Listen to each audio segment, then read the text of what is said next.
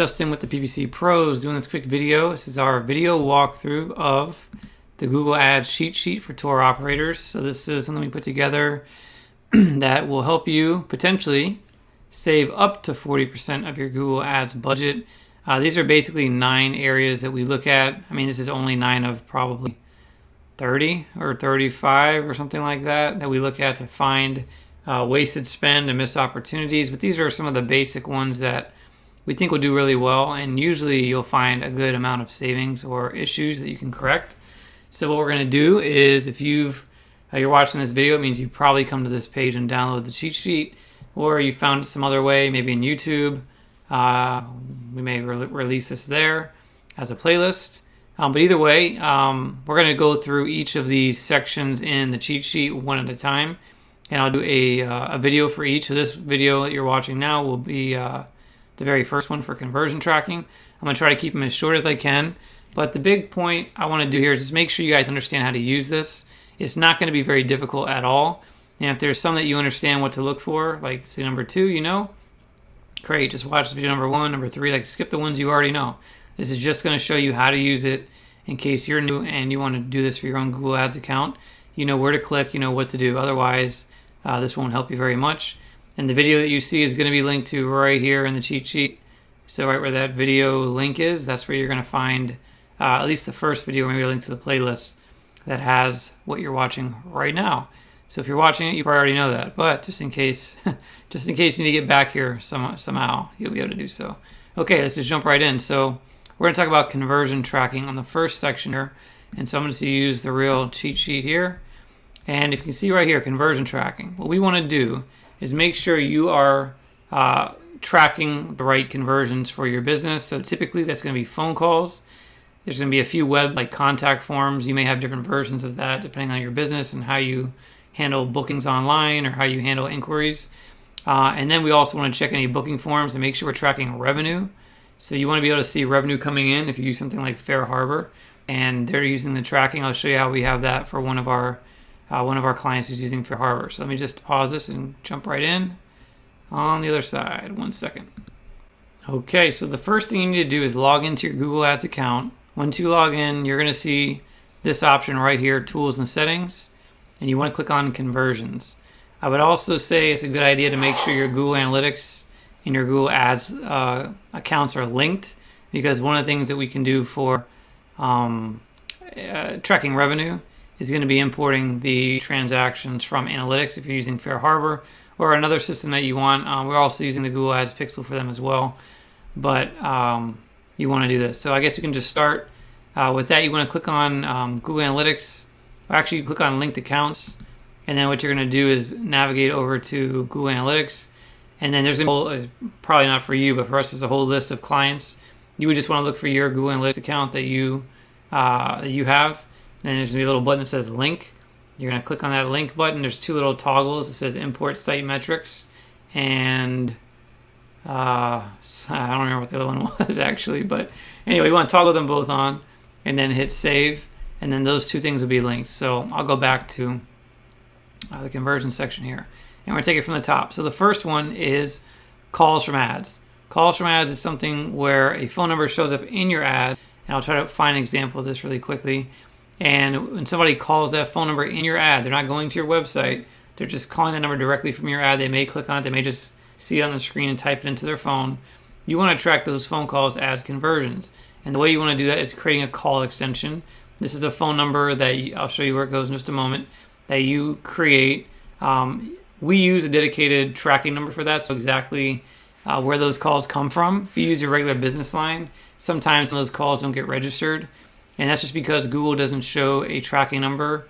They have their own tracking numbers internally, which I'll show you. And they don't always use that for all of their, for all of your ad groups. There has to be a certain amount of clicks that happen on a monthly basis for them to decide to use it. So because they're not consistent about it, we use our own tracking number. So the way you would find that is you would just you can go to search and type in extensions right here. And you can look for call extensions if you want. Okay, and then here you're going to hit, if you don't see one, you're going to hit plus, and you're going to add a new one, right? And you put your phone number right here. And you want to see this call reporting is turned on. So you do want to see that, and then you don't even have to mess with this as long as it's set up correctly or you haven't touched it before. You don't have to do anything there. You can also schedule your phone number to only show during certain hours of the day. If you don't want people to see the phone number to call during certain hours of the day, that's also an option for you here. But this is where you'd add your phone number, and you would do that, and you'd be able to see it in the ad, and it would look like something like this. It just doesn't have a phone number. So if I just said 888-888-888, of course it looks kind of ugly that way. I would format it. I wouldn't just add it a regular. All right, that's what it would look like on mobile. And then on desktop, this is how it would look here. So that's basically what you'd have. You'd have a phone number in your ad, and it would be trackable. Very important. Highly recommend doing that. Let me pause. I'll get us back to... Actually, I don't need to pause. Just give me 1 second to go back to conversions. Okay. Eventually. There you go. Okay, so calls from ads. The second one, which is very important, is calls from your website. So Google does have an option for you to use their call tracking. We use third-party call tracking because there's limitations to what Google gives you. They don't give you the whole phone number. There's like a lot of limitations. They do now allow call recording, which is nice, but it's very limited. It's great for a free option. We recommend using, we've used CallRail. Now we have another third-party call system. But basically what you'd want to do is make sure when people click on an ad and they come to your website, you're tracking those phone calls, and then you're letting Google know that, hey, we got a phone call from this keyword, from this campaign, and it helps you to really track where all of your conversions are coming from. So if you want to use a third-party platform, they have their own instructions on how to set this up. But if you wanted to use the Google version, all you'd have to do is go into conversions, click on phone calls right here. You would choose call a phone number on your website, and then you could hit continue. And then here you would just name it, phone call, whatever you want to name it. I wouldn't associate a value with it probably. You're just going to add whatever the phone number is you want calls to go to. And then here's where you put the phone number on your website. So let's just say, for example, you have an 800 number on your website that leads to a local number where you take the calls. You'd want to put the number where you take the calls here, and the phone number is on your website here. Because what they're going to do is basically look for this phone number, and they're going to swap it with a tracking number on your website. And so you want to make sure that they're looking for the right number. If they're looking for this number, but this number doesn't live on your website, it's just where the calls go, you don't want to use that number, okay? Also, you can make this call length shorter, longer. I think 60 seconds is perfectly fine. I would recommend, and I didn't mention this in the last one for calls from ads, but I would recommend not using a last click attribution model. I would recommend we use position based most of the time, but just not this one. I wouldn't necessarily look at this one. I look at one of these three. Actually, linear or position based are probably the two I would go with. The only reason why is because if you have people who click on one ad and they don't do something, then they click on another ad, they maybe Google your name later, and then they call, the second ad gets all the credit, even though the first ad might have been the only reason why they even know who you are.